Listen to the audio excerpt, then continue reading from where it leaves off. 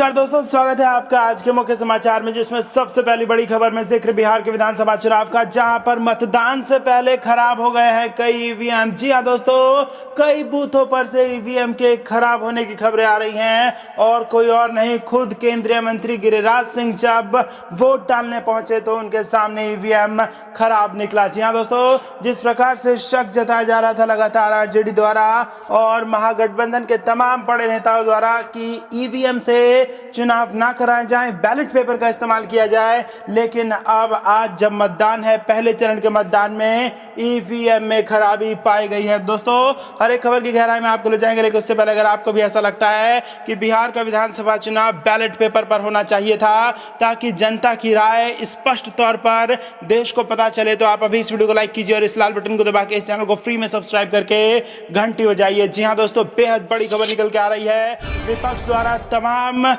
कोशिशों के बाद जब मांग की गई कि यहां पर बैलेट पेपर से बिहार का चुनाव कराया जाए तो इसे नजरअंदाज किया गया, लेकिन आज जब बिहार में विधानसभा चुनाव के पहले चरण का मतदान था, तब वोटिंग शुरू होने से पहले कई सारी ईवीएम खराब पाई गई हैं, जिसके बाद कई बूथ ऐसे थे जहां पर देरी से वोटिंग शुरू हो सकी। ये बेहद बड़ी खबर निकल के आ रही है और खुद गिरिराज सिंह जो कि केंद्रीय मंत्री हैं, वो जब बूथ पर वोट डालने पहुंचे तो दोस्तों उनको भी ईवीएम खराब ही मिला। तो क्या ये संयोग है या फिर प्रयोग है? दोस्तों, कमेंट करके हमें जरूर बताइए कि लगातार इतने सारे ईवीएम का बहुत सारे बूथों पर खराब हो जाना संयोग है या फिर प्रयोग है, आप हमें जरूर बताइए। और क्या आप भी ऐसा चाहते हैं कि बैलेट पेपर से ही बिहार के विधानसभा चुनाव में मतदान होने चाहिए थे? तो आप कमेंट करके बताइए और वीडियो को लाइक जरूर कीजिएगा। दोस्तों, इसी के साथ आपको बता दें कि कोरोना काल में यह पहला राज्य था जहां पर चुनाव आयोग को इलेक्शन कराना था।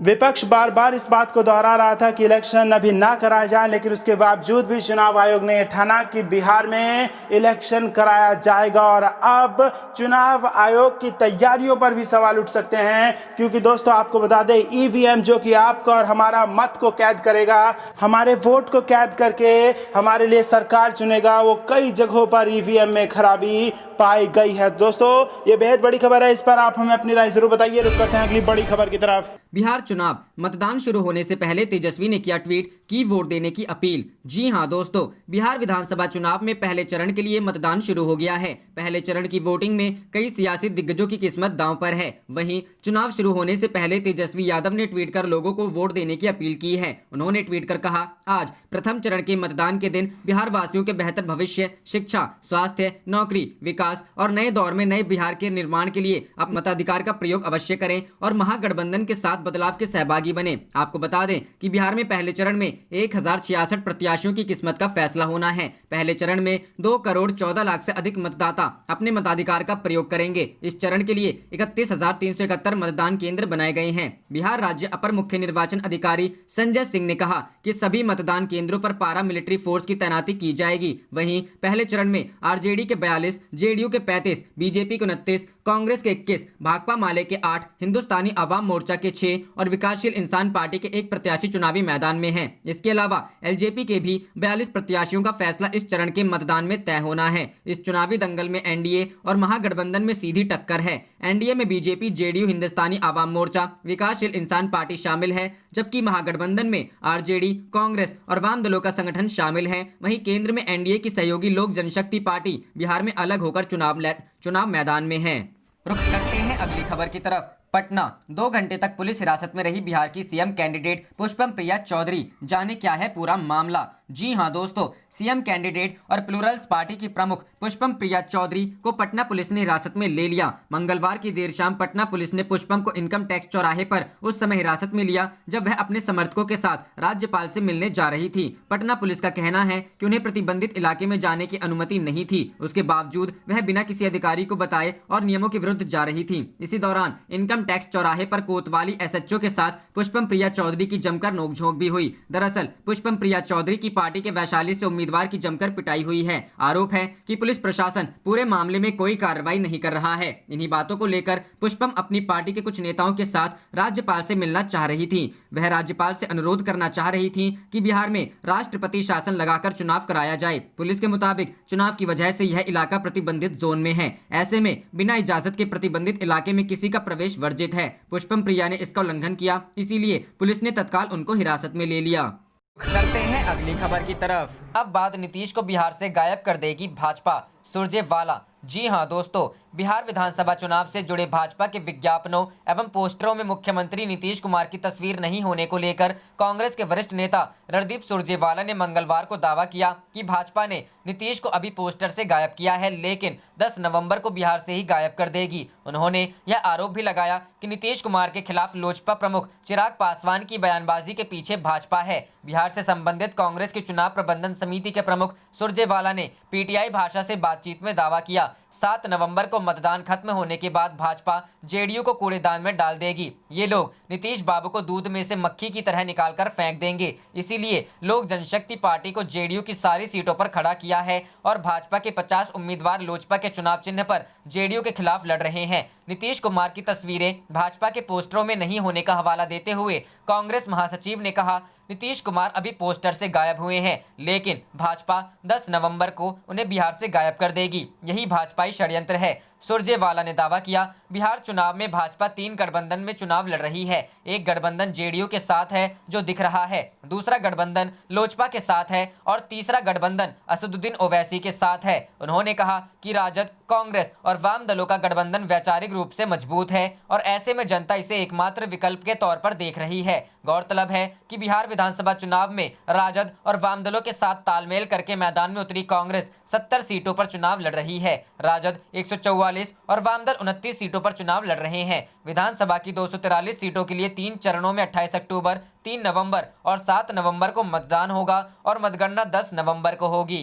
रुक करते हैं अगली खबर की तरफ। मुंगेर में पुलिस बर्बरता पर बिफरे चिराग पासवान, कहा एसपी को जेल भेजे सरकार, तालिबानी राज चला रहे हैं नीतीश। जी हां दोस्तों, मुंगेर में मूर्ति विसर्जन करने जा रहे श्रद्धालुओं पर पुलिस बर्बरता पर लोक जनशक्ति पार्टी के अध्यक्ष चिराग पासवान बिफर गए हैं। चिराग पासवान ने तत्काल मुंगेर की एसपी के खिलाफ हत्या का मुकदमा दर्ज कर उन्हें तत्काल सस्पेंड करने चाहिए। चिराग पासवान ने ट्वीट किया है, मुंगेर पुलिस के ऊपर 302 का मुकदमा दर्ज होना चाहिए। श्रद्धालुओं को गोली मारना नीतीश के तालिबानी शासन को दिखाता है। स्थानीय एसपी को तत्काल सस्पेंड कर 302 के तहत एफआईआर दर्ज करवाएं नीतीश कुमार जी। मृतक के परिवार को 50 लाख रुपए और एक सरकारी नौकरी दे सरकार। रुक करते हैं अगली खबर की तरफ। महिलाओं का अपमान कर रहे हैं सीएम, हमारे बहाने पीएम मोदी को बना रहे निशाना। जी हां दोस्तों, नेता प्रतिपक्ष तेजस्वी यादव आज चुनावी रैली को संबोधित करने से पहले सीएम नीतीश कुमार पर जमकर हमला बोला। तेजस्वी यादव ने सीएम के 8-9 बच्चे वाले बयान को लेकर कहा कि सीएम ने मेरी मां का अपमान किया है। तेजस्वी ने कहा कि वो मेरी मां के साथ साथ सारी महिलाओं का अपमान कर रहे हैं। पीएम मोदी भी 6-7 भाई बहन हैं, तो वो हमारे बहाने पीएम को निशाना बनाते हुए उनका अपमान कर रहे हैं। इस तरह की भाषा का उपयोग करना एक सीएम को कतई शोभा नहीं देता। उन्हें महंगाई, भ्रष्टाचार और बेरोजगारी पर बोलना चाहिए तो, लेकिन वे इन सब मुद्दों से भटकाने के लिए पर्सनल हमला कर रहे हैं, महिलाओं का अपमान कर रहे हैं। बाबू साहब वाले बयान पर तेजस्वी ने कहा कि उन्होंने किसी जाति को लेकर यह बात नहीं कही है। बाबू साहब का मतलब है कर्मचारी, अफसरशाही है। उदाहरण देते हुए उन्होंने कहा कि आज अगर आप थाना या ब्लॉक में चले जाइए तो आपका एक काम भी बिना रिश्वत का नहीं होता है। तो उन बाबू साहब की बात मैं कर रहा था। बाबू साहब का मतलब यह भ्रष्टाचार से रिलेटेड था, जिसे दूसरे तरीके से लिया जा रहा है। तेजस्वी यादव ने कहा कि सीएम कुछ भी बोले, उनकी बातों को मैं आशीर्वाद के तौर पर लेता हूं, क्योंकि उनका उम्र हो गया है और वो थक गए हैं। करते हैं अगली खबर की तरफ। शत्रुघ्न सिन्हा बोले, पीएम मोदी ने विश्वसनीयता खो दी। जी हां दोस्तों, कांग्रेस के वरिष्ठ नेता शत्रुघ्न सिन्हा बिहार चुनाव में महागठबंधन एक शानदार जीत दर्ज करेगा और सरकार बनाएगा। कांग्रेस नेता सिन्हा ने भरोसा जताया कि महागठबंधन बिहार में पूर्ण बहुमत के साथ अगली सरकार बनाएगी। सिन्हा ने कहा कि बिहार में बदलाव की लहर चल रही है और लोग नीतीश कुमार के कामकाज से नाराज हैं और तेजस्वी यादव एक बड़े बहुमत के साथ मुख्यमंत्री बनेंगे। इंडिया टीवी को दिए साक्षात्कार में शत्रुघ्न सिन्हा ने पटना साहिब के पूर्व सांसद नीतीश पर निशाना साधते हुए कहा कि सीएम को प्रवासियों का दर्द महसूस नहीं हुआ। बिहार में बेरोजगारी सबसे ज्यादा है। उन्होंने चुनाव में जीतने के लिए ईवीएम के साथ कथित छेड़छाड़ का जिक्र करते हुए चुटकी लेते हुए कहा, यहाँ तक कि ईवीएम भी भाजपा और नीतीश को नहीं बचा सकती है। उन्होंने यह भी सवाल किया कि महामारी के बीच चुनाव क्यों हो रहे हैं और गुजरात में नहीं। गुजरात पीएम नरेंद्र मोदी और केंद्रीय गृह मंत्री अमित शाह का गृह नगर है। उन्होंने कहा, प्रधानमंत्री ने अपनी विश्वसनीयता खो दी है। बता दें, शत्रुघ्न सिन्हा भाजपा के सदस्य के रूप में 2 बार पटना साहिब सीट से लोकसभा के लिए चुने गए थे। बीजेपी द्वारा उन्हें टिकट देने से इनकार करने और पटना साहिब से रविशंकर प्रसाद को मैदान में उतारने के बाद वह पिछले साल कांग्रेस में शामिल हुए थे। सिन्हा के बेटे लव सिन्हा इस विधानसभा चुनाव में पहली बार चुनाव लड़कर अपने राजनीतिक करियर की शुरुआत कर रहे हैं। कांग्रेस ने लव को बांकीपुर सीट से मैदान में उतारा है, जो त्रिकोणीय मुकाबले का गवाह बन रहा है। भाजपा ने अपने मौजूदा विधायक नितिन नवीन का नाम बदल दिया है। आप देख रहे थे आपका अपना चैनल जय हिंद जय भारत।